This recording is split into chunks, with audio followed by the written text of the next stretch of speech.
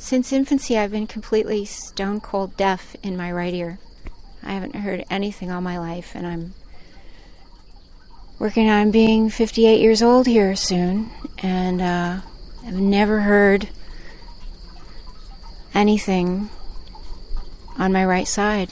And Michael was just doing some energy work, and I was hearing people talking on my right side. I didn't have to turn my head to hear. My experience was that he was breathing and overlapping with me somehow. And it was just really lovely. It felt great. What I did was I connected my breath to her energy. Prior to doing this, I was explaining the method that Jesus would use to so-called forgive sins. What a sin is a negative thought form pattern that we hold in ourselves, either from this life or from another existence. It's an individualized part of ourself that we can't let go. So I was explaining to the group that when Jesus would forgive sins, that he would merge with the soul and do an in-breath and pull those sins into himself, transmute it through the heart, and ground it, get it out of here. And so that's what I started to do, is I connected my breath to energy and pulled out that thought form out of her ear. Or if you're going to use the ancient terminology, I cast out a demon. But I pulled out that energy signature into myself and breathed it into the earth.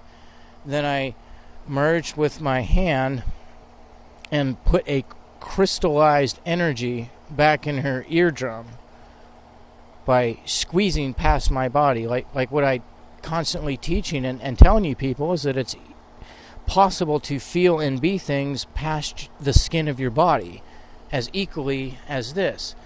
So I use a motion of making a fist, but the main part of my energy isn't contracting this physical fist. It was putting a crystallized core back in her eardrum. And then I come apart from her, and I already know she's healed, and I say, "Can you hear me?" She's like, "Well, I can hear you out of this ear." And I said, "Well, then stop. Hear me out of this one."